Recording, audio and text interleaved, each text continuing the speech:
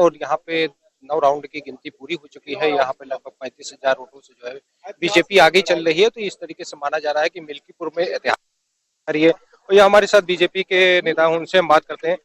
क्या कहेंगे sir, BJP कितने मतों से आगे? बीजेपी लगभग 37,000 मतों से 13वें राउंड के बाद आगे हो गई है और मुझे लगता है अब ये निर्णायक और ऐतिहासिक बढ़त है।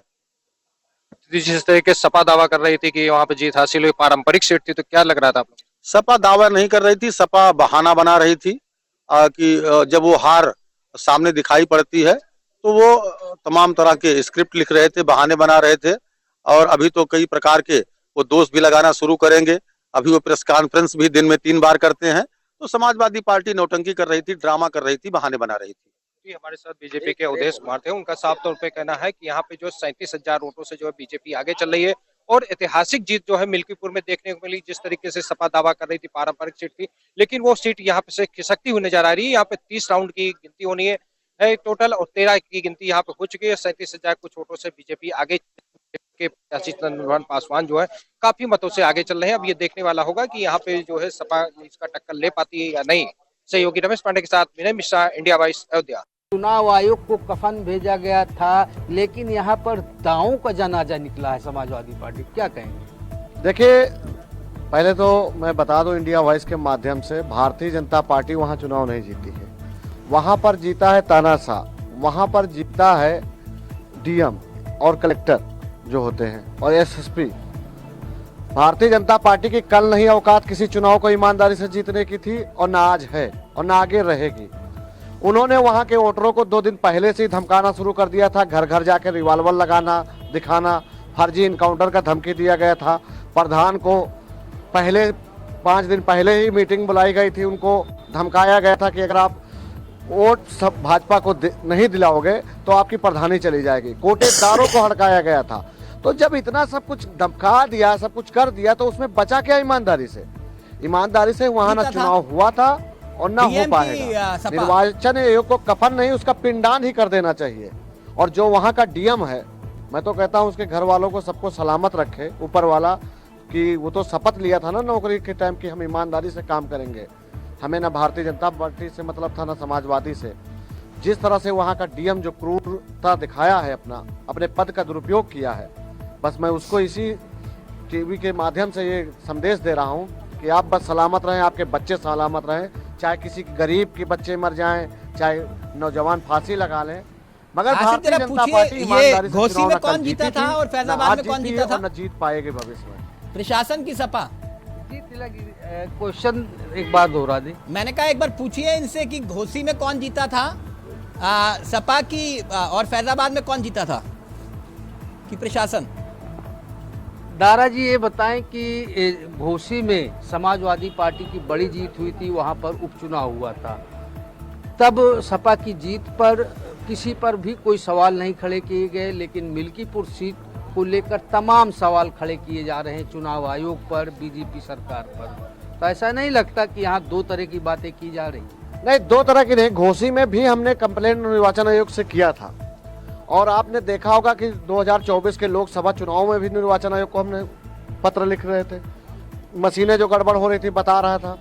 जो 9 चुनाव उपचुनाव हुए उसमें भी हमने कहा कि यहाँ धांधली हो रही। और जो यहाँ पे हुई, निर्वाचन आयोग एकदम से मर गया। यहाँ तो ये होता था कि अधिकारियों की आत्मा जाग जाती थी, यहाँ तो आत्मा ही नहीं बची। नहीं, और आपको हम आज बता दे रहे हैं, अब जो है भारतीय बड़ी खबरें आ रही है हमारे पास। ये पूछिए अवधेश प्रसाद इस्तीफा देंगे कि नहीं देंगे? अब अवधेश प्रसाद ने कहा था इस्तीफा देंगे, जरा पूछिए इस्तीफा देंगे कि नहीं? जी इस्तीफा देंगे कि नहीं, क्योंकि उन्होंने कहा था कि अगर चुनाव परिणाम विपरीत आए तो इस्तीफा दे देंगे। क्या कहेंगे? भारतीय जनता पार्टी के किसी भी राक्षस के कहने पे ना है, कोई इस्तीफा नहीं दिया जाएगा। नहीं, ये राक्षस कह रहे हैं, अवधेश प्रसाद ने कहा था। बोलिए, अवधेश प्रसाद ने कहा था। हमारे नौजवान अवधेश प्रसाद ने कहा था कि हम इस्तीफा दे देंगे। अवधेश प्रसाद अगर भारतीय जनता पार्टी से लड़ते तब दे देते ना। वहाँ तो लड़ाई किसी और से थी ना। वहाँ जुमला कहा जाए, जुमला नहीं है। जुमला क्यों कहा जाएगा? अवधेश प्रसाद जी ने खुद कहा था, स्टेटमेंट दिया अगर था मेरी कि वह जो है इस्तीफा दे देंगे। मेरी बात नहीं समझ पाए शायद इंडिया वॉइस के लोग। मैं कह रहा हूं कि अगर भारतीय जनता पार्टी से हमारी लड़ाई होती और अगर हम हारते तो हम इस्तीफा खुद दिलवा देते। मगर वहां तो डीएम लड़ा है ना, वहां तो निर्वाचन आयोग लड़ा है। 10-10 साल के बच्चे वोट डाले हैं, आप जांच कराइए वहां पर। 10-10 साल के बच्चे बैठ कर यूं बटन दबा रहे थे जैसे लग रहा था गेम खेल रहे हैं। क्या था निर्वाचन आयोग, कहां था वो? भारतीय जनता पार्टी नरेंद्र मोदी या योगी के औकात नहीं है कि यहाँ उत्तर प्रदेश में चुनाव जीत ले। वो प्रशासन से जीते हैं दुरुपयोग करके। बात दिल्ली में तस्वीर साफ हुई और बीजेपी सत्ता में आई। हमारे साथ बातचीत करने के लिए मुख्यमंत्री पुष्कर सिंह धामी। सर, 27 साल बाद वो सूखा खत्म हुआ। लोगों ने दिल्ली के लोगों का देखिए जो विश्वास प्रधानमंत्री मोदी जी पर उन्होंने व्यक्त किया है, वो इस बात का प्रमाण है कि राष्ट्रीय राजधानी के लोगों ने मोदी जी की जो गारंटी है उस गारंटी पर जो है अपनी मोहर लगाई है। क्योंकि वो जो कहते हैं वो करते हैं। इसलिए पूरे देश के अंदर भी डबल इंजन की सरकारों को प्राथमिकता मिल रही है और राष्ट्रीय राजधानी के लोगों ने भी डबल इंजन को प्राथमिकता दी है, मोदी जी की नीतियों को प्राथमिकता दी है। मैं आदरणीय प्रधानमंत्री मोदी जी को बहुत बधाई उनको देता हूं, उनका अभिनंदन करता हूं कि उनके नेतृत्व में एक भारी ऐतिहासिक जीत हुई है। दिल्ली के कार्यकर्ताओं को भी बधाई देता हूं, दिल्ली की जनता को भी, कि उन्होंने एक अच्छी सरकार चुनी है, डबल इंजन की सरकार, और अब डबल गति से तेज विकास दिल्ली का होगा। सर, मुख्यमंत्री जी ने आपने जिस प्रकार से प्रचार प्रसार किया, आप भी एक फायर ब्रांड किस में देखते हैं सर जिन जिन सीटों पर? नहीं, मैं दिल्ली में जहाँ भी गया मैंने देखा कि लोगों के अंदर परिवर्तन की लहर साफ है। लोगों के चेहरे पर गुस्सा साफ दिखाई देता था। और एक हम लोग जब उनसे प्रधानमंत्री जी की नीतियों के बारे में, भारतीय जनता पार्टी के संकल्प पत्र के बारे में बात करते थे, तो उनमें विश्वास साफ दिखाई देता था और भरोसा देते थे कि नहीं, इस बार दिल्ली में परिवर्तन होगा। वो परिवर्तन हो गया। Thank you sir. ये कह सकते हैं कि मुख्यमंत्री पुष्कर सिंह धामी ने जिन सीटों पर प्रचार प्रसार किया तो वहाँ भी बड़ी जीत मिली, और जिस प्रकार से दिल्ली में ये परिवर्तन हुआ तो ये कहा जा सकता है कि परिवर्तन की बयान जो बीजेपी की बात करती थी वो भी सच साबित हुई है। और देखना यह होगा कि मुख्यमंत्री पुष्कर सिंह धामी ने जिन सीटों पर किया था उसके बाद पंजाब को लेकर भी क्या कुछ निर्णय जनता कर पाती है। कैमरामैन सुनील साथ अभय कैंतुरा, इंडिया वॉइस, देहरादून।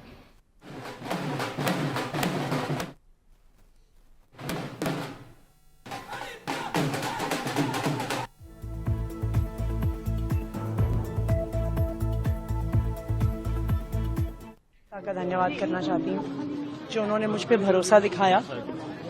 मैं अपनी पूरी टीम का धन्यवाद करना चाहती हूँ जिन्होंने बाहुबल, गुंडागर्दी, मार पिटाई का सामना भी करते हुए जमीनी स्तर पे मेहनत करी और जनता तक पहुंचे। बाकी दिल्ली की जनता का जनादेश है, हमें जनादेश स्वीकार है। ये मैं अपनी सीट जीती हूँ, लेकिन ये जीत का समय नहीं है, ये जंग का समय ही है। जंग जारी रहेगी भारतीय जनता पार्टी के खिलाफ, उनकी तानाशाही और उनकी गुंडागर्दी के खिलाफ। आम आदमी पार्टी हमेशा गलत के खिलाफ लड़ती आई है और हमेशा गलत के खिलाफ लड़ती रहेगी। देश के यशस्वी प्रधानमंत्री नरेंद्र मोदी जी का जो जनता के अंदर विश्वास है और जनता के अंदर, देश की जनता के अंदर ये विश्वास है कि मोदी जी जो कहते हैं वो करते हैं, और वही दिल्ली की जनता ने देश के यशस्वी प्रधानमंत्री नरेंद्र मोदी जी पर विश्वास किया है कि ये डबल इंजन की सरकार ही विकास कर सकती है। और आप देख रहे हो जिस तरह से प्रचंड बहुमत के साथ दिल्ली में भारतीय जनता पार्टी की सरकार बनने वाली है। मैं बहुत खुश हूँ कि भारतीय जनता पार्टी ने जिस विश्वास को लेकर गए थे, मोदी जी के नेतृत्व में हमने डबल इंजन की सरकार के अनेकों उदाहरण पेश किए, वो आज दिल्ली वालों ने स्वीकार किया और बदलाव के लिए उन्होंने वोट किया। हम बीजेपी में बहुत भाग्यशाली हैं कि राष्ट्रीय स्तर पर हमारे नेता न केवल ऐतिहासिक 3 बार के प्रधानमंत्री, परंतु पूरे दुनिया के सबसे लोकप्रिय नेता। और हम पिछले दशक से जो ढांचा से हम काम कर रहे हैं, हर प्रदेश में हमारी कलेक्टिव लीडरशिप होती है और जीतने के बाद हमारे कोई भी कार्यकर्ता आगे आकर नेता बन सकते हैं। ये अन्य दलों में नहीं है, अन्य दलों में ऐसा नहीं होता है। हमारे जो प्रोसेस है, हम लोगों के, हमारे कार्यकर्ताओं के राय लेते हैं और अंत में हमारे पार्लियामेंट्री बोर्ड तक जाता है, वहीं तय होता है। तो हमारे जो भी बनेंगे विधानसभा में नेता, बहुत अच्छा नेता बनेंगे।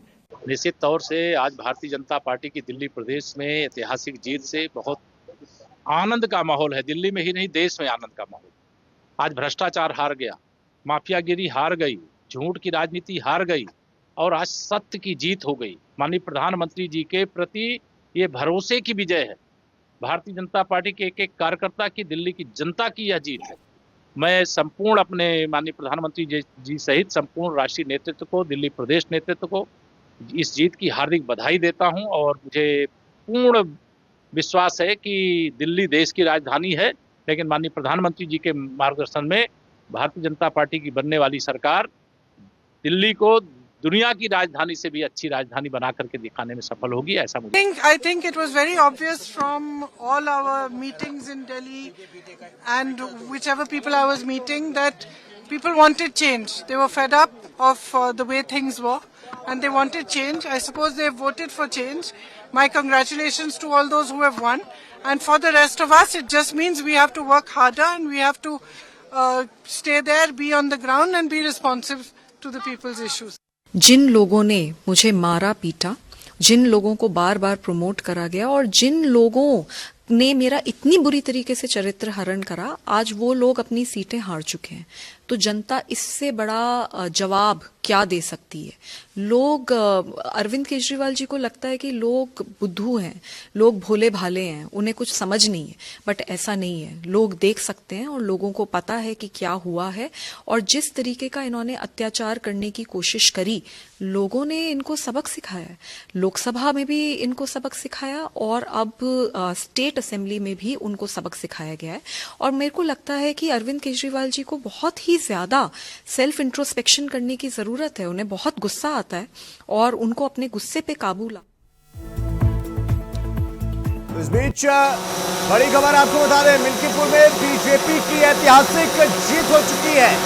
मिल्कीपुर में समाजवादी पार्टी के प्रत्याशी अजीत प्रसाद की करारी शिकस्त और जीत के बाद बोले चंद्रभान पासवान का बयान आया है। उन्होंने कहा कि जनता का आभार व्यक्त करता हूं। चंद्रभान पासवान जनता की मूलभूत सुविधाओं पर काम करेंगे, ये कह रहे हैं।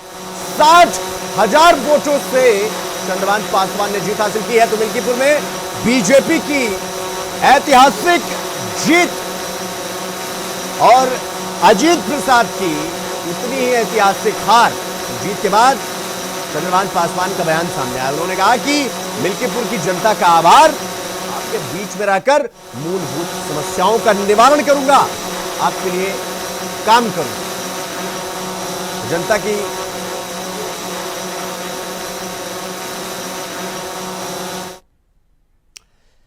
हमारे साथ हमारे मेहमान जुड़ गए हैं, जो कोई तो बहुत खुश है, किसी की आंखें थोड़ी गमगीन होंगी, किसी के मन में थोड़ा भाव होगा।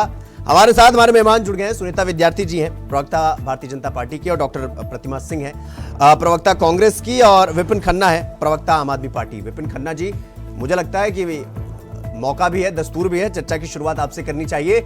आज मतलब अगर पूछूं कि इतना सन्नाटा क्यों है भाई? विपिन जी।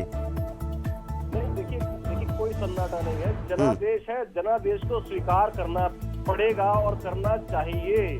और आम आदमी पार्टी एक आंदोलन से निकली हुई पार्टी है और आंदोलनकारी जो लोग होते हैं उनको सरकार बने या ना बने इसकी चिंता नहीं होती है। वो ये देखते हैं कि जनता के लिए काम हो रहा है कि नहीं हो रहा है। आज जनादेश हमारे खिलाफ आया है, हमारे माननीय मुख्यमंत्री चुनाव हार गए हैं, मनीष सिसोदिया चुनाव हार गए हैं, लेकिन इसका मतलब ये नहीं है कि आम आदमी पार्टी खत्म हो गई है या वो आंदोलनकारी खत्म हो गए हैं। ये आंदोलन जारी रहेगा भारतीय जनता पार्टी की कुरीतियों के खिलाफ, भारतीय जनता पार्टी की गुंडागर्दी के खिलाफ ये आंदोलन आम आदमी पार्टी का जारी रहेगा और जनता की लड़ाई हमेशा आम आदमी पार्टी लड़ती रहेगी। नहीं, एक मिनट विपिन खन्ना जी, मैं 2 लाइन बोलूंगा, आपको बताना मैं किसके बारे में बात कर रहा हूं। आपके लिए एक टास्क भी है।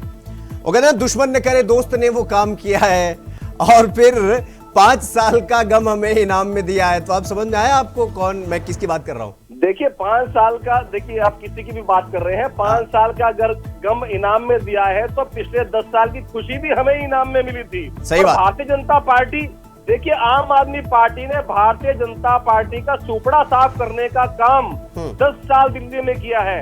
अगर आज भारतीय जनता पार्टी को बहुमत मिला है तो आज उतनी बड़ी हार आम आदमी पार्टी की हम नहीं कह सकते जितनी बड़ी हार भारतीय जनता पार्टी आम आदमी पार्टी द्वारा। विपिन खन्ना साहब, अगर अगर आप 67 सीटें 70 में से, फिर 67 में से मतलब 70 में से 62, अगर आप उसे बताते कि हमने अच्छा काम किया इसलिए हम जीते, आप ये मानते हैं कि आज ये जो आंकड़ा आया है वो आपके बुरे कामों की वजह से आया है? आप ये एक्सेप्ट करेंगे? देखिए, मैं इस बात को बिल्कुल नहीं मानूंगा कि बुरे काम कौन से किए हैं। आम आदमी पार्टी ने कोई बुरा काम नहीं किया। हाँ। ये जो लड़ाई थी ये भारतीय जनता पार्टी की आम आदमी पार्टी के खिलाफ नहीं थी। ये पूरा केंद्र सरकार आम आदमी पार्टी के खिलाफ, एक व्यक्ति अरविंद केजरीवाल के खिलाफ, ईडी अरविंद केजरीवाल के खिलाफ, सीबीआई अरविंद केजरीवाल के खिलाफ, दिल्ली पुलिस अरविंद केजरीवाल के खिलाफ। तो इतने बड़े हमले के सामने एक व्यक्ति अगर लड़ रहा है और अगर वो हार गया है तो इसको हार नहीं कहेंगे। नहीं, ठीक, विपिन खन्ना जी, ठीक है, मैं आपके पास आऊंगा। डॉक्टर प्रतिमा सिंह, मैं आपके पास आ रहा हूं। भाई, ये कैसी ललकार है? दिन बीत गया, अभी तक आप शून्य पर सवार हैं। मतलब क्या वजह हुआ ये आंकड़ों में बढ़ोतरी नहीं हुई? कहां तो आंकड़ा पूरा पूर्ण बहुमत का था, कहां आप ये कह रहे थे बिना कांग्रेस का कोई सत्ता में आ नहीं सकता इस बार, कहां आंकड़े पता नहीं कहां चले गए, मामला शून्य पर टिका हुआ है।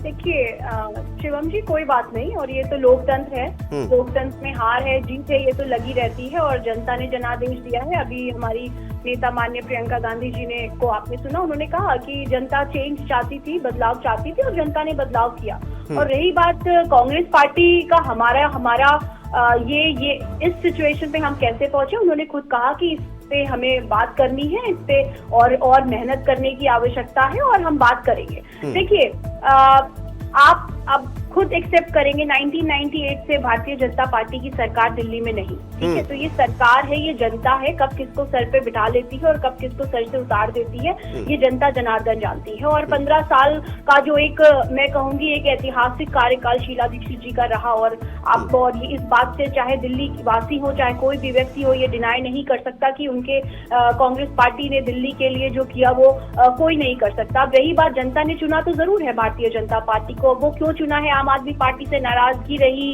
या जो है हमारे और आपके खुद के बीच में जो वोट शेयरिंग की वजह से, एक दूसरे की वोट शेयरिंग की वजह से हम साथ में नहीं लड़े, इस वजह से भी भारतीय जनता पार्टी को कुछ फायदा हुआ है। तो वो मुझे लगता है ये सारी बातें बात का विषय है। लेकिन जिस तरीके से भारतीय जनता पार्टी का ये हमेशा का करते हैं कि आप जनता से वादे तो करते हैं लेकिन उन वादों पे कभी खरे नहीं उतरते, तो शायद इस बार डबल इंजन की सरकार, क्योंकि हम जिस प्रदेश में बैठे हैं उस प्रदेश में भी डबल इंजन की ही सरकार है, और इस प्रदेश का क्या हाल है ये सबके समक्ष है कि किस तरीके से, अब इस प्रदेश की बात नहीं है, नहीं तो इस प्रदेश की भी बात करती। तो देखिए, डबल इंजन की सरकार आप दिल्ली में भी लिया, दिल्ली वासियों ने भी कहा कि भाई देखिए कितना टसल क्रिएट करती है जब भी भारतीय जनता पार्टी सेंटर में होती है, तो दिल्ली में जिसकी भी सरकार होती है उसके लिए, क्योंकि ये जो है अच्छी भावना से कार्य नहीं करते, ये सिर्फ और सिर्फ राजनीतिक ही कार्य करते हैं। और दिल्ली वासियों को कितनी दिक्कत हुई, चाहे वो बिजली के बिल पे जो है लेफ्टिनेंट गवर्नर साहब का जो एक फरमान आ जाता है, पानी के बिल।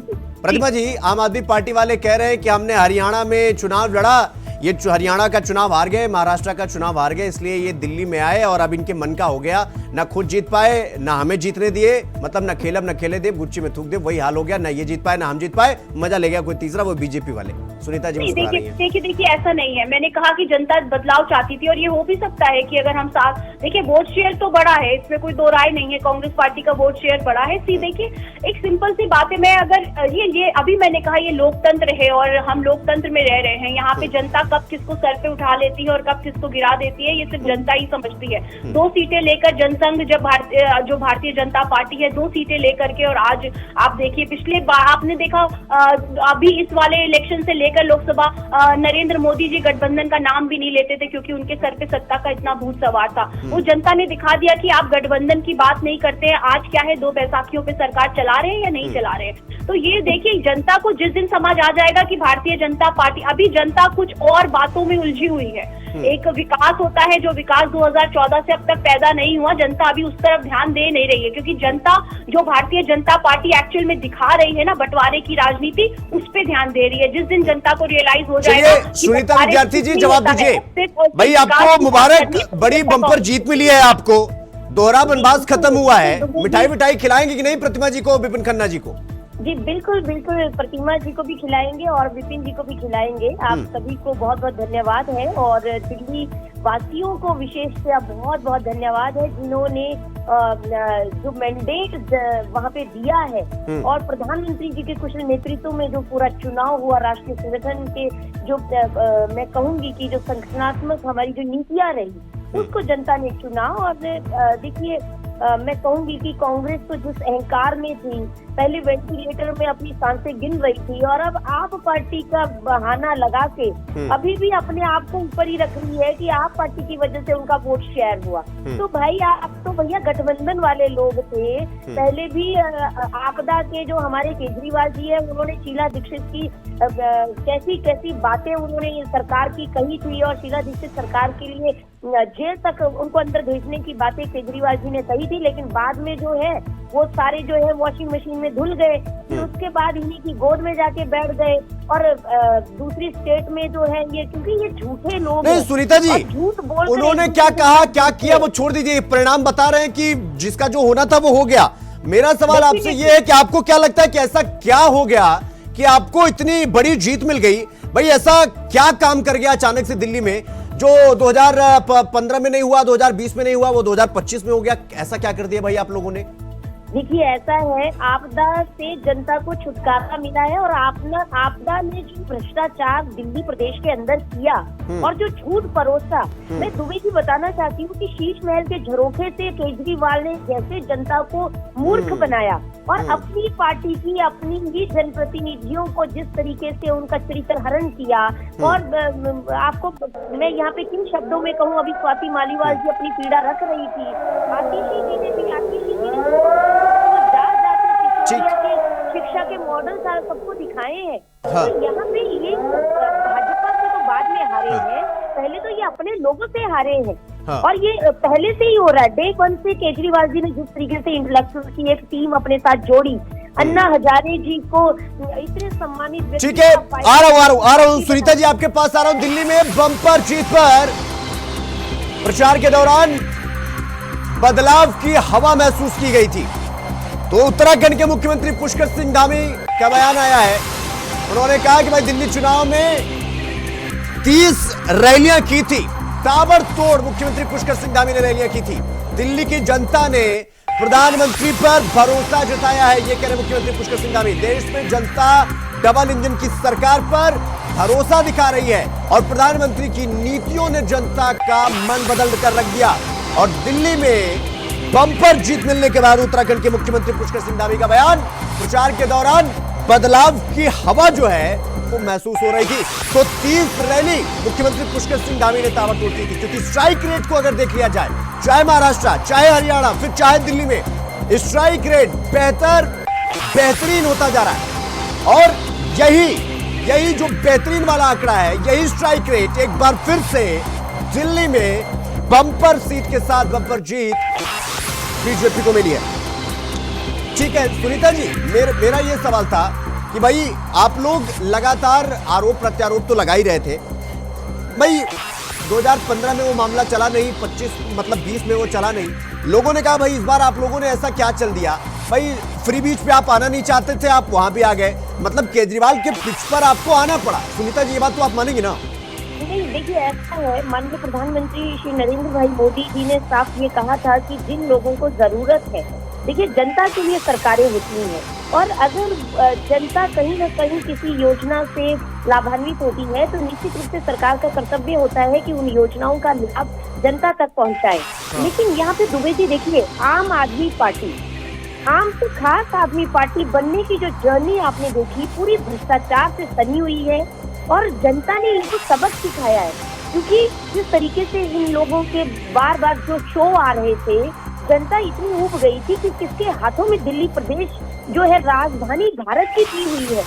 हमेशा इनका रोना यही था कि हमें ये काम नहीं करने दे रहे हैं, सरकार नहीं चलाने दे रहे हैं। तो जनता ने जो है, देखिए भारतीय जनता पार्टी और मोदी जी को जिस प्रकार से दिल्ली की जनता ने दिल में जगह दी, हम उनके बहुत ज्यादा शुक्रगुजार हैं और बहुत शुभकामनाएं उनको देते हैं, क्योंकि उन्होंने हम पे विश्वास जताया है। वो हमारी बाकी स्टेट में जो सरकारें चल रही हैं अच्छे से जानते हैं कि हमने जो कहा, वो जो वायदे जनता के साथ किए उनको निभाया है। यही वजह है कि जनता ने हमें अपना मैंडेट दिया। मैं आपके पास आ रहा हूँ। विपिन खन्ना जी, सुनीता विद्यार्थी जी की पार्टी ये माहौल बनाने में सफल हो गई। आपके पिच पर आकर आप ही के बॉल पर छक्के पर छक्का लगाया और आपको भनक तक नहीं लगा। आपको लगा जैसे 15 निकाल ले गए, 20 निकाल गए, 25 भी निकाल ले जाएंगे, थोड़ा लहत्तम होगा लेकिन निकाल ले जाएंगे। आपके ऊपर माथे पर शीश महल का मुद्दा चिपका, करप्शन का मुद्दा चिपका, यमुना सफाई का मुद्दा चिपका। आप तमाम तरह के बहाने करते रहे, यहां वहां मुद्दों को डाइवर्ट किया, लेकिन जो चिपक गया आपके माथे पर वो आपका मुकद्दर बन गया और आज मुकद्दर आपके आंकड़ों में दिखाई दे रहा है। आप ये बात मानते हैं कि नहीं विपिन साहब? जो भारतीय जनता पार्टी कह रही है, तो भारतीय जनता पार्टी की कथनी और करने में बहुत फर्क है। जिस भ्रष्टाचार की भारतीय जनता पार्टी यहाँ बैठकर बड़े बड़े दावे कर रही है कि भ्रष्टाचार हुआ, तो उत्तराखंड के भ्रष्टाचार मुझे लगता है ये लोग भूल गए हैं। और जो धामी जी वहाँ पे बड़े बड़े वादे करके आए कि 2100 रुपए महिलाओं को दिए जाएंगे और जिनको जरूरत है उनको दिए जाएंगे, तो उत्तराखंड में क्या लोगों को जरूरत नहीं है? उत्तराखंड में कोई गरीब नहीं है। देखिए, आम आदमी पार्टी ने, अरविंद केजरीवाल जी ने एक बात कही थी, हम राजनीति करने नहीं, हम राजनीति सिखाने आए हैं। तो आज उत्तराखंड या दिल्ली नहीं, पूरे हिंदुस्तान में अरविंद केजरीवाल ने राजनीति सिखा दी है।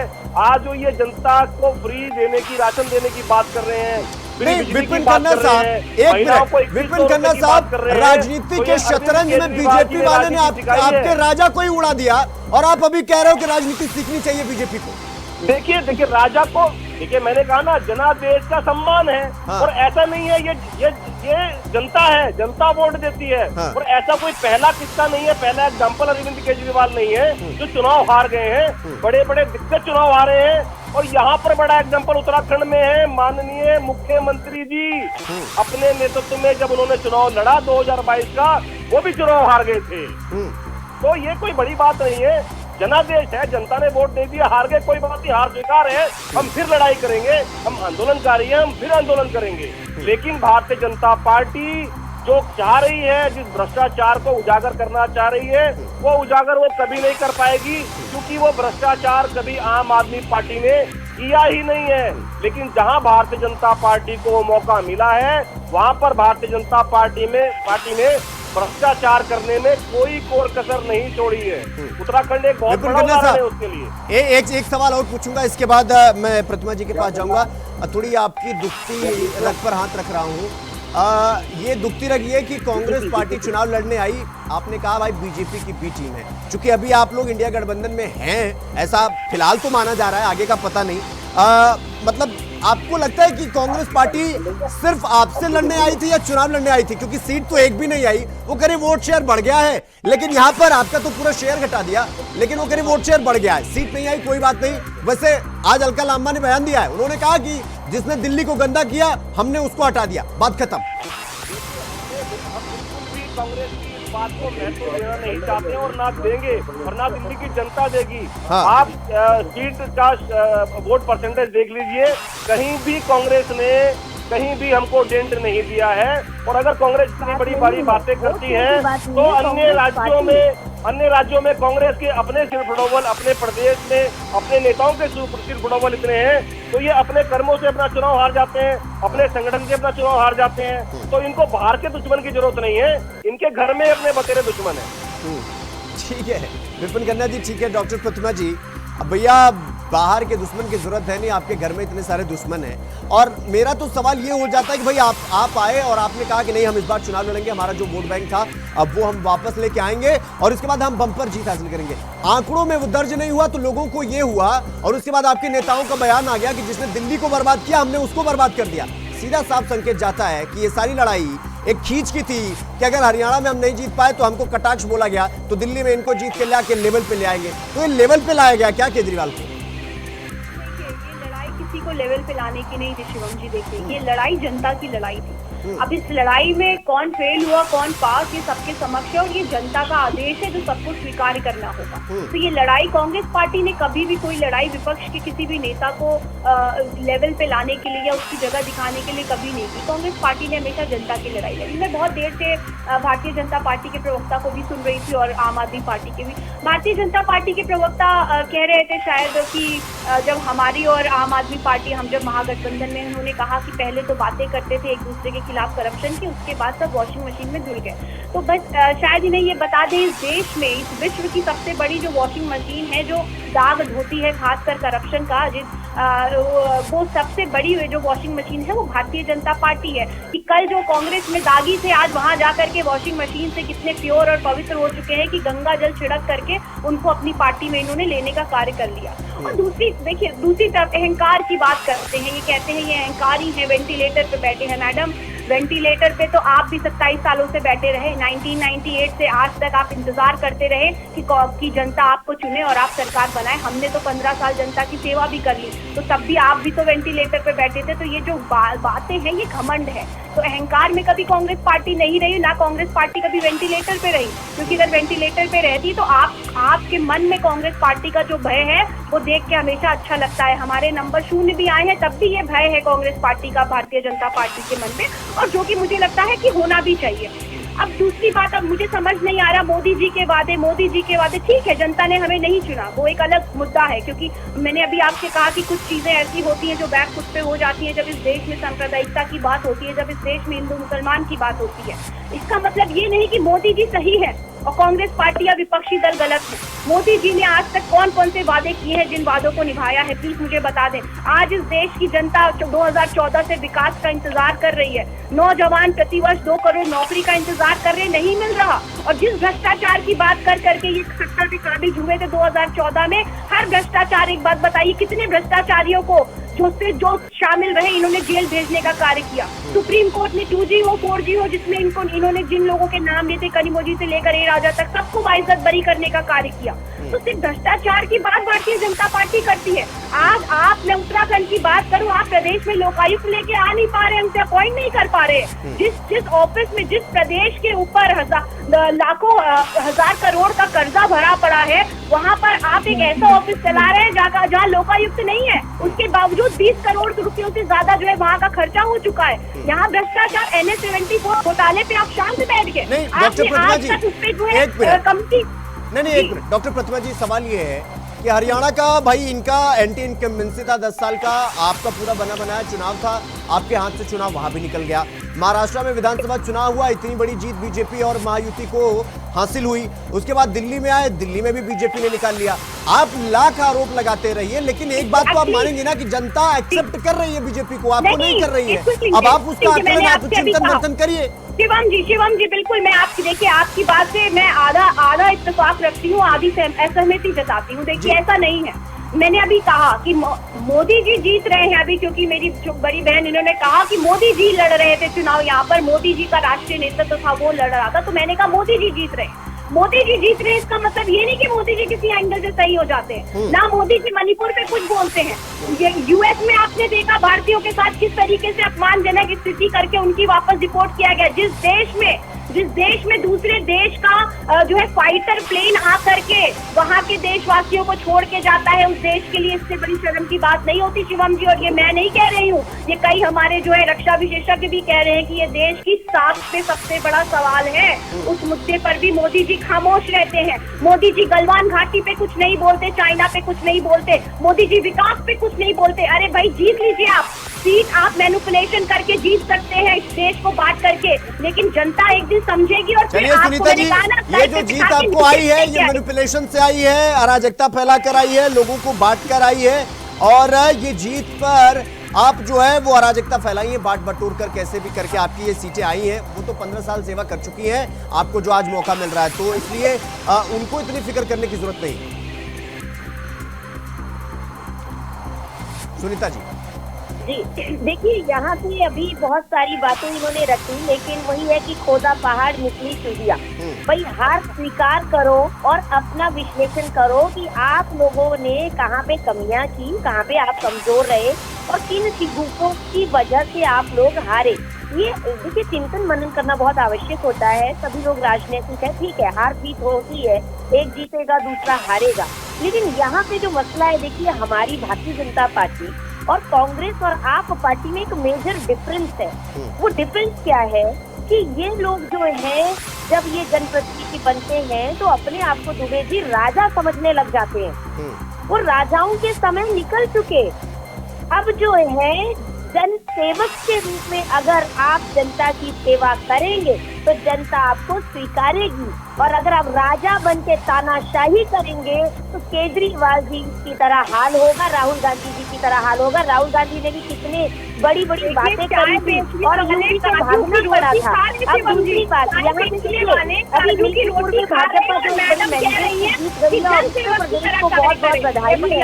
और यहाँ पे मैं सुन रही थी दुबे जी, एक सेकंड प्रतिमा जी, एक सेकंड मैं खत्म करके फिर आपको देखिए, मिल्कीपुर से भाजपा ने बहुत मैंडेट से जो है पासवान जी को हमको जिताया है। हम जनता का को शुभकामनाएं देते हैं, धन्यवाद करते हैं। और अभी मैं सुन रही थी कि एक व्यक्ति जो है सपा के औकात दिखाने की बात कर रहे थे कि उत्तर प्रदेश में औकात नहीं है भाजपा की लड़ने की। उत्तर प्रदेश में सरकार कितनी है, तो आप जब हार जाते हैं तो सपा वाले औकात पर हो जाते हैं, औकात की बातें करने लग जाते हैं। देखिए मुझे आप खुद ही औकात पर आ जाते हैं। मतलब ये है।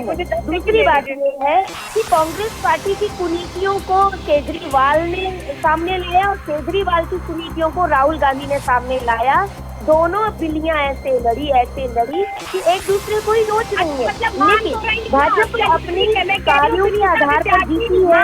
जनता ने मोदी जी को अपने दिल में जगह दी है और देख रहे हैं कि मोदी जी देश के लिए काम कर रहे हैं।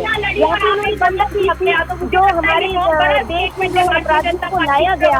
अरे अपराधी होता है, उनको हार की माला नहीं डालते हैं, अपनी माला डाल के उनका स्वागत किया जाएगा। अगर आपने कहीं पे अपराधी का कार्य किए हैं तो आपको उसका भुगतना पड़ेगा। तो यहाँ पे आप एक मिनट सुनीता जी, एक मिनट सुनीता जी, प्रतिमा जी, लेकिन अपराधियों विपिन खन्ना साहब, है ना, विपिन खन्ना साहब, करने में आप पीछे नहीं। तभी तो कांग्रेस का ये हाल है कि आप डबल सुनीता जी, प्रतिमा जी, एक मिनट आज देखिए, सुनीता जी आज आपके लिए बड़ा दिन है। मिल्कीपुर में भी आप इतना बम्पर जीत हासिल की है। दिल्ली में आपने जो है 27 साल का जो है वनवास खत्म करके वापसी किया है। आपके लिए बेहतरीन दिन है। मुस्कुराइए थोड़ा, इतना एग्रेसिव होने की जरूरत है नहीं आज। वैसे आप प्रतिमा सिंह जी थोड़ा आत्मचिंतन मंथन करेंगी भाई, उनके मन में थोड़ी जो चीज है वो निकलेगी, वो तो निकलना भी चाहिए। विपिन खन्ना साहब, सवाल यही आकर खड़ा हो जाता है कि एक जो इमेज बनाई गई कट्टर ईमानदार वाली, लोगों ने कहा कि भाई लोकसभा का तो छोड़ दो, विधानसभा में आ रहा हूं, ठीक है। एक मिनट, बड़ी खबर आ रही है, बड़ी खबर आ रही है विपिन खन्ना साहब, मैं आपके पास आऊंगा। दिल्ली में जीत का जश्न है, दिल्ली में जीत का जश्न, भगवा मैं हो गई है दिल्ली, और कार्यकर्ता होली खेल रहे भारतीय जनता पार्टी के। गली गली में पटाखों की गूंज, एक दूसरे को मिठाई खिलाई जा रही है, और बम्पर जीत पर प्रधानमंत्री नरेंद्र मोदी की प्रतिक्रिया, दिल्ली का विकास हमारी गारंटी। प्रधानमंत्री ने बड़ा बयान दिया है, विकसित भारत में दिल्ली की अहम भूमिका। और शाम 7 बजे बीजेपी ऑफिस पहुंचेंगे प्रधानमंत्री मोदी, तो दिल्ली में मिली जीत को लेकर संवाद करेंगे प्रधानमंत्री नरेंद्र मोदी। तो ये बड़ी खबर हम आपको बता रहे हैं, 7 बजे भाजपा कार्यालय पहुंचेंगे, तो यानी कि शाम 7 बजे कार्यक्रम रखा गया है, और गली गली में पटाखों की गूंज, एक दूसरे को मिठाई खिलाई जा रही है। ठीक है विपिन खन्ना जी, अब वापस आते हुए, विपिन खन्ना साहब, एक कट्टर ईमानदार की छवि। लोकसभा में ये कहा गया कि लोकसभा में वो प्रधानमंत्री हो सकते हैं, लेकिन दिल्ली में केजरीवाल के अलावा कोई ऑप्शन ही नहीं है। इस बार तो दिल्ली की जनता ने पूरा ऑप्शन ही बदल डाला, मतलब अरविंद केजरीवाल अपनी सीट नहीं बचा पाए। विपिन साहब देखिए शिवम जी, निश्चित तौर से भारतीय जनता पार्टी दिल्ली की जनता को गुमराह करने में निश्चित तौर से कामयाब हुई है। इस बात को स्वीकार करना पड़ेगा और हमें अपनी हार भी स्वीकार करनी पड़ेगी। लेकिन भ्रष्टाचारी किसने कहा है? अरविंद केजरीवाल को भ्रष्टाचारी केवल भारतीय जनता पार्टी ने कहा है, लेकिन साबित अभी नहीं कर पाई है। केवल भ्रष्टाचारी कह देने से कुछ नहीं होता है, उसको साबित करना पड़ता है। अगर हम उत्तराखंड के प्रदेश में बात करें, सुनीता जी उत्तराखंड की ही है, अगर ये बात करें उत्तराखंड में इनके बेर उनियाल गामा, उनपे आज से अधिक संपत्ति का आरोप, उनके पास करोड़ों की संपत्ति का आरोप, उनके ऊपर जांच चल रही है। उसके बाद अगर हम बात करें ये जो नौकरियों के माफिया हैं, जिन्होंने नौकरियां बेची हैं, इनके अपने नेता अंकिता भंडारी के हत्यारे भारतीय जनता पार्टी के लोग, तो ये लोग झूठ को इतना ऊंचा बोलते हैं, इतना तेज नहीं, बोलते विपिन हैं कन्ना साहब, कि जनता को गुमराह करने विपिन में कन्ना ये लोग साहब, ये कामयाब खबर हो सुना जाते कि नहीं आपने? वो सचिवालय की बिल्डिंग को सीज करवा दिया गया है, कोई कागज पत्र कहीं जाने ना पाए, और पूरा पूरा एकदम नजर बनाकर रखिए, और फिर आपको लगता है कि संकट अभी खत्म हुआ है? शुभम जी, डर जो लगता है वो चोरों को लगता है, ईमानदार लोगों को डर नहीं लगता है। आप चाहे मुख्यमंत्री आवास सीज कर दीजिए, चाहे आप सचिवालय सीज कर दीजिए, आपने सीबीआई, ईडी, पता नहीं ना जाने कितने जांच एजेंसियां अरविंद केजरीवाल और मनीष सिसोदिया के घर भेजी, 24 घंटे 48 घंटे उनकी जांच हुई, लेकिन खोदा पहाड़ निकला चूहा, कुछ नहीं मिल पाया इनको।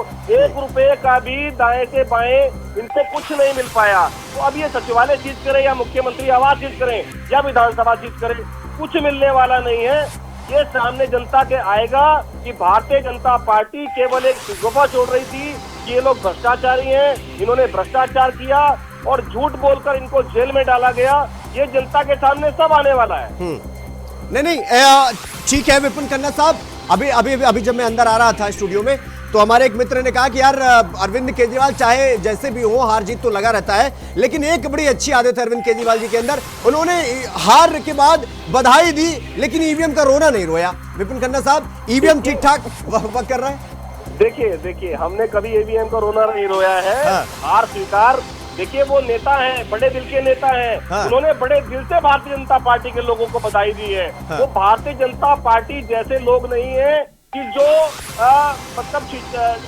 मतलब ओछी हंसी हंसे और दूसरे को नीचा दिखाने का प्रयास करें। अरविंद केजरीवाल जी ने सामने आके भारतीय जनता पार्टी को बधाई दी है और अरविंद केजरीवाल जी ने कहा है कि हम आंदोलनकारी हैं, हम आंदोलन करते रहेंगे और अब हम सरकार में नहीं है, विपक्ष की भूमिका और हम बहुत मजबूती के साथ निभाएंगे।